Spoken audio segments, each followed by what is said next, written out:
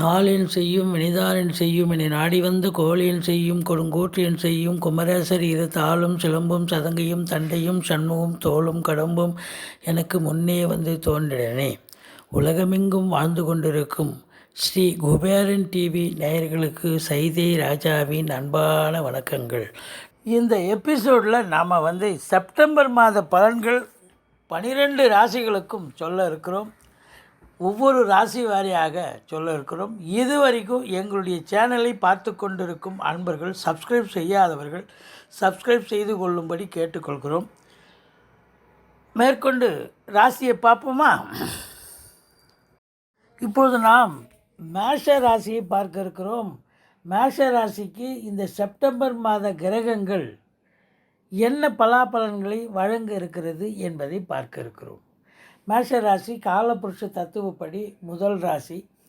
அஸ்வினி பரணி கார்த்திகை நட்சத்திரம் உள்ளடக்கியது. இந்த மேஷ ராசிக்கு முதல் 14 நாள் ரொம்ப அமக்கலமாக இருக்குங்க. ஏன் அப்படின்னு கேட்டிங்கன்னா, இந்த குரு பொறுத்தவரையிலையும் ரொம்ப சாதகமாக முதல் 14 நாள் உங்களுக்கு அவருடைய பார்வை 3ஆம் இடம், 5ஆம் இடம், ராசி அதிபதி அங்கே இருக்கிறார், அதை பார்க்குறார். ஸோ அப்படி ஒரு நிலை இந்த குரு உன்னுடைய பார்வை பாருங்கள் ரொம்ப சிறப்பாக இருக்குது. 7ஆம் இடத்தையும் பார்க்குறார். அப்போது இந்த மேஷ ராசிக்கு முதல் 14 நாள், ஒரு 15 நாளே வச்சுக்கலாங்க. ஏன்னு கேளுங்களேன், சூரியன் சிம்மத்தில் இருக்கிற வரைக்கும் குரு கும்பத்தில் இருக்கிறார். அதுக்கப்புறம் அவர் கன்னிக்கு வரார். இவர் மகரத்துக்கு மகரத்துலேருந்து சூரியனை பார்க்குறார். அப்போ சூரியனை குரு சிம்மத்தில் இருக்கும்போதும் பார்க்குறார், மகரத்தில் அதாவது கன்னியில் இருக்கும்போதும் மகரத்தில் இருக்கிற குரு பார்க்குறார். அப்போ பார்க்கும்பொழுது உங்களுக்கு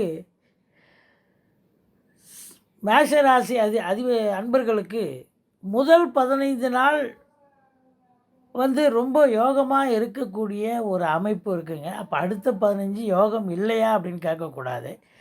ஏன்னு கேட்டிங்கன்னு சொன்னால், ராசி அதிபதி உங்களுக்கு 7 நாள் மேஷத்து சிம்மத்திலேருந்து குரு பார்வையில் இருக்கிறார். அடுத்தது அவர் 23 நாள் கன்னிக்கு போயிடுறாருங்க. கன்னிக்கு போனாலும் கடைசி 16 நாள் அங்கே குரு பார்வையில் இருக்கக்கூடிய ஒரு சூழல் நிச்சயமாக இருக்குது. இருந்தாலும் அவர் 6ஆம் இடம் போயிடுறாரு இல்லைங்களா. அதனால் பண வரவு திருப்திகரமாக இருக்கும், கொடுக்கல் வாங்கல் சிறப்பாக இருக்கும். இந்த முதல் 15 நாள் பார்க்கும்பொழுது அதனுடைய சாராம்சம் பார்த்திங்கன்னா, நீங்கள் எடுத்த காரியம் கைகூடக்கூடிய ஒரு அமைப்பு, புத்திர புத்திரிகளால் மேன்மை அடையக்கூடிய ஒரு நிலை, பூர்வீகத்தில் ஏதாவது இருந்த பிரச்சனை அகன்று சந்தோஷமான சகஜ நிலைக்கு மாறக்கூடிய ஒரு அமைப்பு, தந்தை வழி சொந்தங்கள் நல்லது செய்யக்கூடிய ஒரு நிலை சிறப்பாக இருக்குங்க. இப்போது அடுத்த 15 நாள் அப்படின்னு எடுத்துட்டிங்கன்னு சொன்னாக்கா, குரு மகரத்தில் இருந்து உங்களுக்கு 3ஆம் இடத்தை பார்க்குறார். அதாவது 3ஆம் இடத்துல பார்த்த குரு இப்போ 2ஆம் இடத்தையே பார்க்குறாரு. குரு ராகு கேது பயிற்சி வர்ற வரைக்கும் இந்த மேஷ ராசிக்கும் விருச்சிக ராசிக்கும் கொஞ்சம் பிரச்சனைன்னு நம்ம சொல்லியிருந்தோம். குடும்பத்தில் சண்டை சச்சரவு வரும்னு. இப்போ இந்த 2 மாதம் உங்களுக்கு மகரத்தில் இருப்பார் குரு பகவான். அப்போ மகரத்தில் இருக்கும் குரு 5ஆம் பார்வையாக ராகுவை பார்ப்பார் ரிஷபத்தை. அப்போது குடும்பத்தில் இந்த 15 தேதிக்கு மேலே மேஷ ராசி அன்பர்களுக்கு ஒரு ஒற்றுமை, அன்னோன்யம், சந்தோஷம் நிச்சயமாக ஏற்படக்கூடிய ஒரு அமைப்பு. ராகு கெடுத்திருந்தார், அந்த ராகு கெடுபலன் குறைந்து விடும். ஏன்னா குரு பார்வை இருக்கிறது அப்படின்றதால. அதுக்கப்புறம் பார்த்தீங்க அப்படின்னு சொன்னாக்கா, உங்களுக்கு பிபிஓ, சாஃப்ட்வேர், ஹார்ட்வேர், தபால் தந்தி, இலாக்கா, கொரியர் சர்வீஸ், விளையாட்டு வீரர்கள், வீராங்கனைகள், நடனக் கலைஞர்கள், ஸ்டண்ட் கலைஞர்கள், பின்னணி பாடகர்கள், இசை அமைப்பாளர்கள், இசை வல்லுநர்கள், சினிமா மற்றும் தொலைக்காட்சி பிரிவில் பணியாற்றும் பணியாளர்கள், நடிகர்கள், டெக்னீஷியன்கள், எழுத்தாளர்கள், இவங்க எல்லாருக்கும் நல்ல ஒரு வேலைவாய்ப்பு கிடைச்சி சம்பாத்தியம் பெற்று சந்தோஷமாக இருப்பாங்க. பணவரவு இந்த மேஷ ராசிக்கு ரொம்ப அமோகமாக இருக்குங்க. ரொம்ப சிறப்பாக இருக்கக்கூடிய ஒரு காலகட்டம். குடும்பத்தில் ஒற்றுமை மேலோங்கக்கூடிய ஒரு நிலை. வேலை பார்க்குற இடத்துல மதிப்பு மரியாதை கண்டிப்பாக கிடைக்கும். அதே நேரத்தில் பார்த்தீங்கன்னா, மகரத்துக்கு குரு சென்று விட்ட பிறகு பார்த்தீங்க அப்படின்னாக்கா, 4ஆம் இடத்தை குரு பார்ப்பார். இதுவரைக்கும் மேஷராசி அன்பர்களுக்கு 4ஆம் இடத்தை சனி பார்த்து கெடுத்திருந்தார். இப்போ குரு பார்க்கும்போது சனியை பார்த்தாலும் குரு பார்வை மீறி சனி ஒன்றும் பண்ண முடியாதுங்க.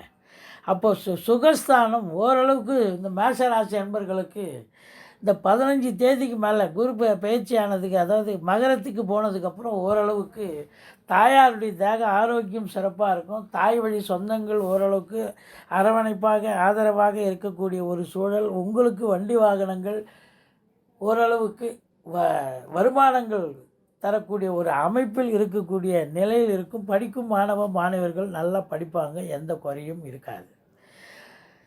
இந்த சூரியன் பொறுத்தவரையிலையும் சிம்மத்தில் 16 நாள், மகரத்தில் 14 நாள் இருந்தாலும் குரு பார்வையில் இருக்கிறதால அரசு வழி சொந்தங்கள், அதாவது அரசு வழியால் உங்களுக்கு ஆதாயங்கள் கண்டிப்பாக இருக்குங்க. தந்தை வழி சொந்தங்கள் உங்களுக்கு ஆதரவை தரக்கூடிய ஒரு அமைப்பு இருக்குங்க. அரசியல்வாதிகளுக்கு ஒரு முன்னேற்றமான ஒரு காலகட்டம் என்று சொன்னால் மிகையாகாது. குரு பாருங்கள், முதல் 5 நாள் மிதுனத்தை பார்க்குறார். அடுத்த 16 நாள் உங்களுக்கு கன்னியில் இருக்கும் புதனை பார்க்கிறார். புதன் கன்னியில் உச்சம் அடைஞ்சிருக்கிறார்.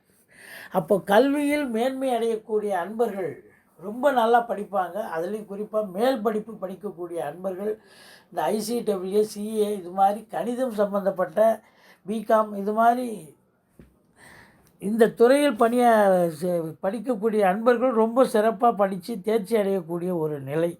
பத்திரிகை துறை, எழுத்துத்துறை, எழுத்தாளர்கள், கவிஞர்கள், ஆடிட்டர்கள், வங்கி பணியாளர்கள் இவங்களுக்கெல்லாமும் ரொம்ப சிறப்பானது ஒரு காலகட்டமாகத்தான் இது அமைகிறது. அதே நேரத்தில் உங்களுக்கு பார்க்கும்பொழுது 7ஆம் இடத்து அதிபதி சுக்கிரன் 24 நாள் உங்களுக்கு ஆட்சியில் இருக்கிறார். அவர் துலாத்தில். அப்போது 7ஆம் இடத்து அதிபதி ஆட்சி பெறுகிறார் அப்படின்னு சொல்லும் பொழுதும், 2ஆம் இடத்தை குரு பார்க்கிறார் அப்படின்னும் பொழுதும் உங்களுக்கு எந்த ஒரு குறையும் இல்லை. இந்த மேஷராசி அன்பர்களுக்கு இந்த மாதம் கணவன் மனைவி அந்யோன்யம் இருக்கும். மனைவி வழி சொந்தங்கள் ஒரு ஆதரவை தரக்கூடிய ஒரு அமைப்பு இருக்கும். நண்பர்கள் ஓடி வந்து உதவி புரிவார்கள். மொத்தத்தில் பார்க்கும்பொழுது இந்த மேஷராசிக்கு ஒரு அற்புதமான ஒரு காலகட்டம்னே சொல்லலாம். பாருங்கள், உங்களுக்கு 9ஆம் இடத்து அதிபதி சொல்லக்கூடிய குரு பகவான் முதல் 14 நாள் 11லேயும், அடுத்து 16 நாள் 10ஆம் இடத்துக்கும் வந்துடுறார். 11ஆம் இடத்துல இருக்கிற வரைக்கும் உங்களுக்கு நல்ல லாபத்தையும் பொருளாதார செழிப்பையும் தரக்கூடிய ஒரு அமைப்பு. 10ஆம் இடத்துல குரு வரும்போது சனி அங்கே இருக்கிறார். அப்போ தனித்த குரு தான் இருக்கக்கூடாது. அப்போ சனி இருக்கும்பொழுது தொழிலில் மேன்மை, உத்தியோக மேன்மை கண்டிப்பாக கிடைக்கக்கூடிய ஒரு அமைப்பு இருக்குங்க.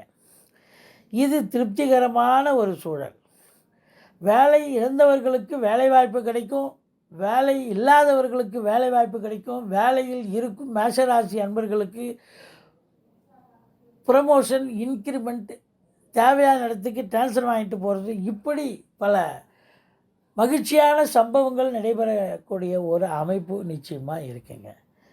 இந்த 5ஆம் வீட்டு அதிபதியை சூரியனை குரு பார்க்கிறார். சிம்மத்தில் இருக்கும் பொழுதும் கன்னியில் இருக்கும் பொழுதும் பார்க்குறார். குழந்தை பாக்கியம் நீண்ட நாளாக இல்லாத மேஷராசி அன்பர்களுக்கு குழந்தை பாக்கியம் கிடைக்கக்கூடிய ஒரு அமைப்பு. பூர்வீகத்தில் ஒரு மாறுதல்கள் கிடைக்கும். பூர்வீகத்தில் ஏதாவது நீங்கள் ஒரு வீடு கட்டுறதோ, வீடு அமைத்து கொள்வதோ ஒரு நிலை கண்டிப்பாக இருக்குது. ரிஷிகள், முனிகள், குருமார்களுடைய ஆசீர்வாதம் இருக்கிறது. பூர்வ புண்ணிய ஸ்தானம் வலுப்பெறுவதால் குலதெய்வத்தினுடைய அமைப்பு உங்களுக்கு ரொம்ப சிறப்பாக இருக்குது. கடாட்சம் கண்டிப்பாக கிடைக்கக்கூடிய ஒரு காலகட்டம். சொந்த தொழில் புரியும் அன்பர்கள் 10ஆம் இடத்தில் குரு வரும்பொழுது 11ல் இருக்கும்போது நல்ல லாபத்தை தருகிறார். 10ஆம் இடத்துக்கு வரும்பொழுது அவர் என்ன பண்ணுறார் அப்படின்னா, வங்கிகளின் மூலமாகவும் அரசின் மூலமாகவும் கடன் உதவி பெற்று தொழிலை விரிவாக்கம் செய்து நல்ல லாபத்தை ஈட்டக்கூடிய அமைப்பில் சந்தோஷமாக பணிபுரியக்கூடிய ஒரு அமைப்பை தோற்றுவிக்கிறார் இந்த குரு பகவான். மொத்தத்தில் இந்த குரு வந்து பார்த்திங்கன்னா கும்பத்தில் இருக்கும்போது 3 வீட்டை 5, 7, 9 3 பார்வையாக 3 ஸ்தானத்தை பார்ப்பார். மகரத்தில் இருக்கும்போது 5, 7, 9 3 ஸ்தானத்தை பார்ப்பார். அப்போ 6 ஸ்தானத்தை பார்க்கும்பொழுது 6 ஸ்தானம்னா 2, 3, 4, 5, 6, 7 இத்தனை இடங்களை மேஷராசிக்கு பார்க்கும்பொழுது ரொம்ப திருப்திகரமாக அமைகிறதுங்க. எல்லாத்துலேயும் ஒரு திருப்தி.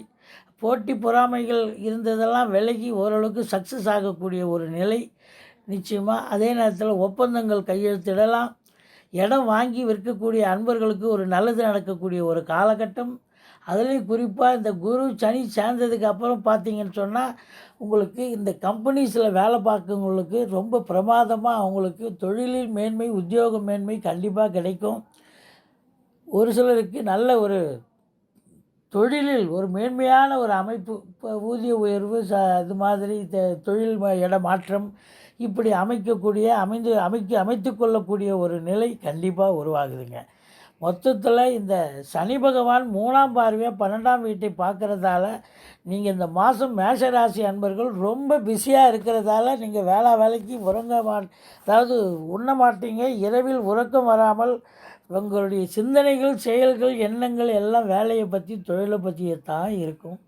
உங்கள் பிள்ளைகளுடைய மேன்மை அவங்க சொந்தத்துலேயும் சரி, நட்பு வட்டாரத்துலேயும் அவங்களுடைய பிள்ளைகளுடைய பெருமைகள் பேசப்படும் அப்படின்னு சொல்லலாம். இந்த மேஷராசி என்பர்களுக்கு 11, 12, 13 செப்டம்பர் ஆகிய தேதிகளில் சந்திராஷ்டம தினங்கள் வர இருப்பதால் கொஞ்சம் எச்சரிக்கையாக நடந்து கொள்ளுங்கள். மற்றபடி நீங்கள் உங்கள் வணங்கும் குலதெய்வத்தை சிறப்பாக வணங்குங்கள். எந்த குறையும் கிடையாது. முருகப்பெருமானை வணங்குங்கள். சக்கரத்தாழ்வாரை போற்றுங்கள். வாழ்க்கையில் எல்லா வளமும் நலமும் கிடைக்க நான் இப்பொழுதும் பூஜிக்கும் ஸ்ரீ ராகவேந்திரரை வணங்குகிறேன். வாழ்க வளமுடன்.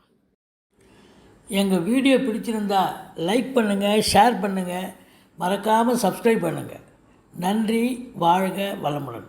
வாழ்க வளமுடன். ஸ்ரீ குபேரன் டிவியை பார்த்தமைக்கு நன்றிகள். மேலும் இது போன்ற தகவல்களை தெரிந்து கொள்ள ஸ்ரீ குபேரன் டிவியை சப்ஸ்கிரைப் செய்யுங்கள். மறக்காமல் பெல் ஐக்கானை கிளிக் செய்யுங்கள்.